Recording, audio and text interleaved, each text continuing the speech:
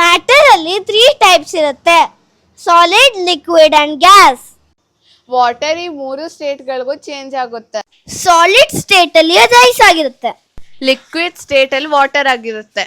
Gas state ಅಲ್ಲಿ vapour ಆಗಿರುತ್ತೆ. ಪ್ರಪಂಚದಲ್ಲಿ ನೀರೆಲ್ಲೇ ಎವಾಪರೇಟ್ ಆದ್ರೂ ಮೇಲೋ ಕ್ಲೌಡ್ಸ್ ಆಗುತ್ತೆ. ಯಾವಾಗ ಪಾಸಿಟಿವ್ ಮತ್ತು ನೆಗೆಟಿವ್ ಕ್ಲೌಡ್ಸ್ ಮೀಟ್ ಆಗುತ್ತೆ ಅವಾಗ ರೈನ್ ಬರುತ್ತೆ. ಕೆಲವು ಕಂಟ್ರೀಸ್ ಅಲ್ಲಿ ಕ್ಲೌಡ್ ಸೀಡಿಂಗ್ ಮಾಡಿ ಆರ್ಟಿಫಿಷಿಯಲ್ ರೈನ್ ಬರೆಸ್ತಾರೆ. ಈ ರೀತಿ ಭೂಮಿ ಮೇಲೆ ಬಿದ್ದಿರೋ ಮಳೆ ನೀರು ಏನಾಗುತ್ತೆ ಗೊತ್ತಾ?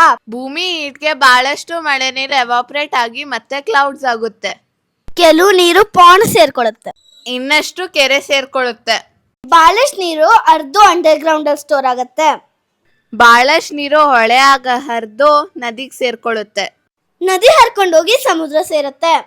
ನೀರ್ ಯಾವ್ದೇ ರೂಪದಲ್ಲಿದ್ರೂ ಮನುಕುಲ, ಸಸ್ಯಕುಲ ಮತ್ತು ಪ್ರಾಣಿ ಕುಲಕ್ಕೆ